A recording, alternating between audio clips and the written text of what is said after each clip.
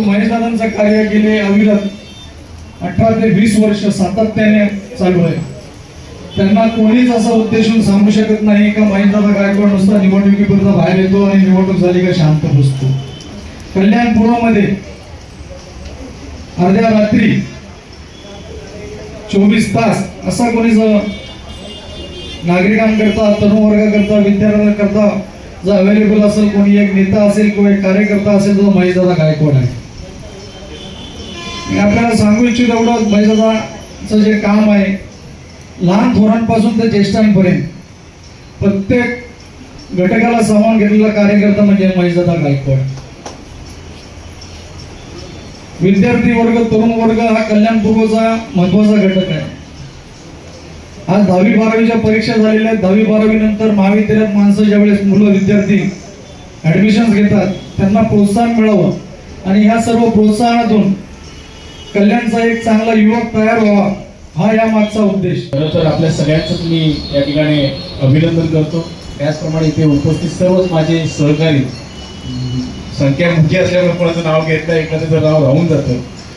या ठिकाणी उपस्थित असलेले सर्व यशस्वी आणि मेहनत करून पास झालेल्या सगळ्या विद्यार्थ्यांचं मी अभिनंदन करतो, धन्यवाद देतो. मला ह्या विद्यार्थ्यांमध्ये जे 90% पेक्षा जास्त पर्सेंट मिळाले त्याने हात वरती करा. 90 पेक्षा जास्त ह्या विद्यार्थ्यांसाठी सगळ्यांनी टाळ्या वाजवा. मला वाटतं 90 पेक्षा जास्त असणाऱ्या विद्यार्थ्यांसाठी यासाठी मी त्याचं कौतुक करायला सांगितलं की बघा, मला वाटतं त्यांना सुद्धा प्रत्येक गोष्टीची भूक असेल. मोबाईलमध्ये रील्स पाहण्याची, टीव्हीवरती एखादी आवडती सिरियल पाहण्याची, एखादा मूवी पाहण्याची, पिकनिकला जाण्याची, थिएटरला जाण्याची सगळी भूक असेल त्यांना. पण त्या भुकेसाठी ते उपाशी राहिले. त्यामुळेच त्यांना एवढे पर्सेंट मिळाले असं मी या ठिकाणी मदत करतो. मित्रांनो, शिक्षण घेत असताना आपण अनेक गोष्टी आपल्या डोळ्यासमोर असतात. सगळ्यात मोठी गोष्ट जी असते की आपण कधीच बारकाईने बघत नाही ती म्हणजे आई वडिलांचे कष्ट. अनेक विद्यार्थी त्यांना आई वडिलांचे कष्टच दिसत नाही. त्यांना बऱ्याच विद्यार्थ्यांना असं वाटतं, मुलांना वाटतं की आम्हाला जन्म घेऊन ह्यांनी आमचा ठेका घेतलेला आहे, आमचं पालन पोषण करायचं. हे मनामध्ये कधीच आणू नका, कारण की तुमच्या शिक्षणासाठी लागणाऱ्या अनेक गोष्टी, त्या शिक्षणासाठी लागणाऱ्या पुस्तकाच्या व्यतिरिक्त आपल्याला अनेक परीक्षेसाठी जावं लागतं. मग क्रीडा स्पर्धा असू द्या, संगीत स्पर्धा असू द्या, त्यासाठी लागणाऱ्या गोष्टी तुम्हाला आईवडील पोहोचतात. पुरवतात का नाही पुरवतात ना. मला वाटतं की अभ्यासक्रम करत असताना काम सुद्धा केलं पाहिजे, कारण की मेहनत करण्यासाठी वेळेची गरज नसते. परिस्थिती जशी असते त्या परिस्थितीनुसार आपण मेहनत करायची असते. आज अनेक विद्यार्थ्यांना मी बघतो सकाळी पेपर टाकतात, 12 वाजता शाळेत जातात, शाळेतून आल्यानंतर आई वडिलांना मदत करतात. ह्या गोष्टी केल्यानंतर काही वेळ मिळत नाही का अभ्यास करायला? मिळतो. पण त्या वेळेमध्ये आपण जो अभ्यासक्रम करतो तो पुरेसा करतो का, त्याचं सुद्धा आपण सगळ्यांनी या गोष्टीची खेद केली पाहिजे. मला वाटतं की अभ्यास करायसाठी तुम्हाला सांगतो की रोजचं तुमचं एक शेड्यूल तयार झालं पाहिजे. मी मातोश्री रखमाबाई शाळेमध्ये शिकत होतो. त्या ठिकाणी आमचे शिक्षक दळवी सर असतील, हास्य सर असतील, असे अनेक शिक्षक आम्हाला सकाळपासूनचा आमचा दिवसाचा परिक्रम आमच्याकडे लिहून घ्यायचे की सकाळपासून सकाळी शाळेत आल्यानंतर 12 वाजल्यानंतर तुम्ही घरी गेल्यानंतर हातपाय धुवून तुम्ही जेवलं पाहिजे, त्याच्यानंतर आराम केला पाहिजे, 4 वाजता खेळलं पाहिजे, 6 वाजता परत अभ्यास केला पाहिजे. अशा परिस्थितीत त्यांनी आम्हाला एक ढाचा तयार करून दिलेला आणि तो आम्ही तंतोतंत पाळल्यानंतर आमच्या वर्गातला एकही विद्यार्थी नापास झाला नाही. त्यामुळे नियोजन असायला हवं. मी तुम्हाला सांगतो मी डॉक्टर APJ अब्दुल कलामला खूप इम्प्रेस आहे. त्याच्या जीवनामध्ये त्यांनी त्याचा वेळच जाऊ दिला नाही. बिल्डर, इन्फ्रास्ट्रक्चर असू द्या, सायंटिस्ट ते होतेच, मिसाईल मॅन होते.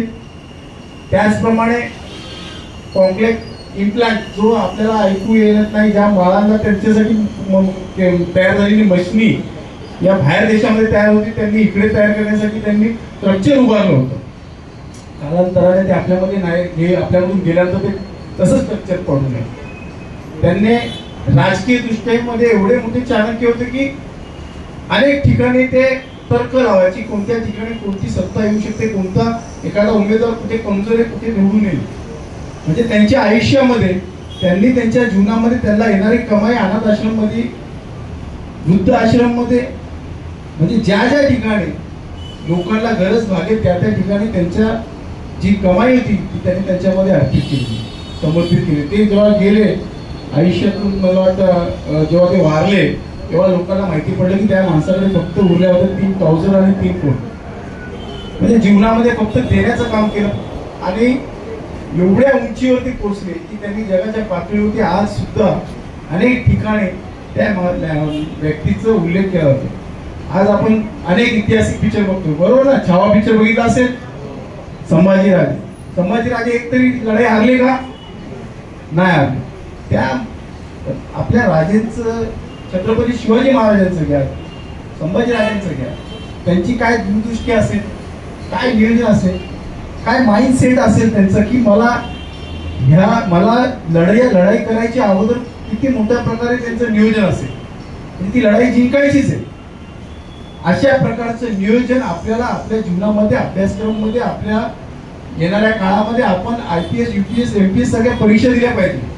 अनेक लोकांना आता जर विचारलं ना, मला वाटतं यातले बहुतेक मला इंजिनियर डॉक्टर मिळतील, बरोबर ना? काही प्रोफेसर पण मिळतील. तर मला वाटतं उंच झेप घ्यायला हवी, कारण की आता सध्या हे सगळं स्पर्धेचं युग आहे. प्रत्येक ठिकाणी स्पर्धा आहे. आता जसं आपल्याला मधुरने सांगितलं, कितीतरी गोष्टीमध्ये आपल्याला त्या ठिकाणी झेप घेता येईल, म्हणजे आपल्या हाताला काम मिळेल अशा अनेक गोष्टी आहेत. त्यामुळे आपण ते केलं पाहिजे. तुम्हाला नाही सांगतो, तुम्ही गरीब म्हणून जन्माला आले हा कदापि तुमचा दोष नाही, पण तुम्ही गरीब मराल ना तर हा तुमचा दोष आहे. कारण की तुमच्या आज हातामध्ये पुस्तक आहेत, तुम्हाला पालन पोषण करणारे आई वडील आहेत. मला वाटतं ह्या जन्मी तुम्ही आई वडिलांची ऋण फेडू शकत नाही. तुम्हाला जर आई वडिलांची ऋण फेडायचेच असतील तर तुम्हाला तुमच्या पायावरती उभं राहून तुम्हाला स्वतःची कमाई करून दाखवायची. मी मगाशीच सांगितलं, मेहनत करायला वेळ लागत नाही, परिस्थिती निर्माण करणे कशी मेहनत करायची. त्यामुळे आपला वेळ वाया जाऊ दे नका. मला वाटतं आज तुम्ही वयाच्या 16व्या 17व्या वर्षी पदार्पण केला असेल, बरोबर ना? त्याच्यामध्ये किती आपण जगलो, किती दिवस जगलो, किती दिवस आपण त्याच्यामध्ये वावरलो, ह्याचं सुद्धा तुम्ही कॅल्क्युलेशन केलं पाहिजे. कारण की 12 तास 10 ते 12 तास असेल तर पूर्ण जगा. तुमच्या एका जीवनामध्ये जर तुम्ही अभ्यास करत असताना तुम्ही क्रीडा क्षेत्रामध्ये हात आजमवायला हवे, संगीत क्षेत्रामध्ये हात आजमवायला हवे. अनेक ठिकाणी आपण जर हात आजमवले नाही तर तुमचा वेळ वाया जाईल. मला आजच सांगतो, वेळ वाया जाऊ देऊ नका. वेळ खूप महत्वाचा आहे.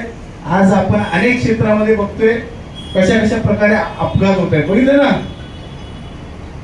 तर मला असं वाटतं की आपण जीवन जगताना तुम्ही यशस्वी कशी व्हा ह्याचं आपण रोज चिंतन केलं पाहिजे. चिंतन कराल का नाही? आज मी तुमच्यासाठी या ठिकाणी बक्षिसं आणलेली आहेत, तुमच्यासाठी मी म्हणजे खाऊ दिलेलं आहे, म्हणजे सगळ्या गोष्टी आम्ही तुमच्यासाठी करतोय. माझा हेतू फक्त एवढा असेल की तुम्हाला या ठिकाणी ऊर्जा मिळाली पाहिजे की एक विद्यार्थी 90% वाला येऊन इथून बक्षीस घेऊन चाललाय. तुम्ही असं समजू नका की तुम्हाला 10वीला 90% नाही मिळाले म्हणून पुढे तुम्ही झेप घेऊ शकत नाही.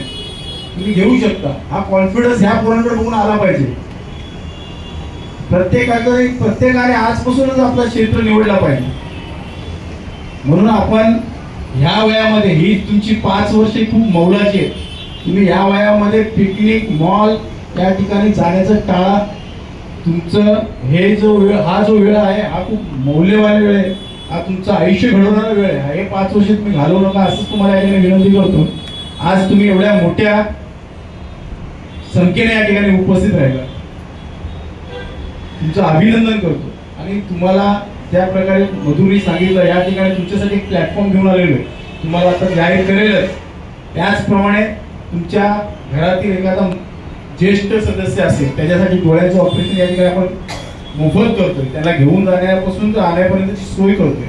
कॅन्सर, टीबी असे कुठे एखादं मोठं तुमच्या घरी एखादा आजाराने व्यापलेला असेल त्याला आपल्या मातोश्री गुजाई फाउंडेशनच्या माध्यमातून आपण मदत करतोय. अनेक गोष्टी ह्या कार्यालयातून आपण पुरवण्याचं काम करतोय. त्यामुळे आपण आजूबाजूच्या परिसरातल्या सांगा, कोणाला रक्ताची गरज असली तरी या कार्यालयाला गाठा, कारण की तरुण मुलं जे करू शकतात ते इतर कोणी करू शकणार नाही. आजपासूनच तुम्ही माणुसकी जपायला शिका. आपल्या माणुसकीमधून एखाद्याला कशी मदत मिळेल ते तुम्ही करायला शिका, कारण की आज बघताय आपण, आज आपल्या परिवाराशिवाय कोणी आपल्याकडे पुढे येत नाही. त्यामुळे घरच्याला आई वडिलांचं फक्त एवढंच सांगेल की त्याचा आदर करा, त्यांनी केलेले कष्ट नेहमी ध्यानात घ्या, कधीतरी एकांतामध्ये त्याचे पाय स्पर्श करा. नक्कीच तुम्हाला पुढे येणाऱ्या काळामध्ये यश प्राप्त होईल असं या ठिकाणी ठामपणे सांगतो. जय हिंद, जय महाराष्ट्र. धन्यवाद. डॉक्टर श्रीकांत शिंदे साहेबांच्या फाउंडेशनच्या माध्यमातून आपण अनेक वर्षापासून या ठिकाणी विद्यार्थ्यांचा गौरव सोहळा ठेवत आलो. यावर्षीसुद्धा 10वी पास आणि 12वी पास विद्यार्थ्यांना आपण या ठिकाणी त्यांचा सन्मान करून त्यांना गौरवण्यात आलेलं आहे. त्याचं कारण असं की मुलांना या ठिकाणी प्रोत्साहन मिळालं, त्यांना येणाऱ्या काळामध्ये कशा कोणत्या अडचणीला सामोरे जायला पाहिजे अशा प्रकारचं त्यांना या ठिकाणी मार्गदर्शन केलं. मला वाटतं की मुलांनी ज्या पद्धतीने 90% वरती जे मिळवले त्याचे हकदार त्याचे आईवडील आणि शिक्षकही आहेत. त्यामुळे मुलांचं त्यांनी अभिनंदन केलं. त्याचप्रमाणे ज्यांनी त्याला ज्या शिक्षकांनी त्यांचं मार्गदर्शन केलं, ज्या आईवडिलांनी त्यांच्यासाठी शिक्षणासाठी कष्ट घेतले त्यांचंसुद्धा अभिनंदन करताना धन्यवाद.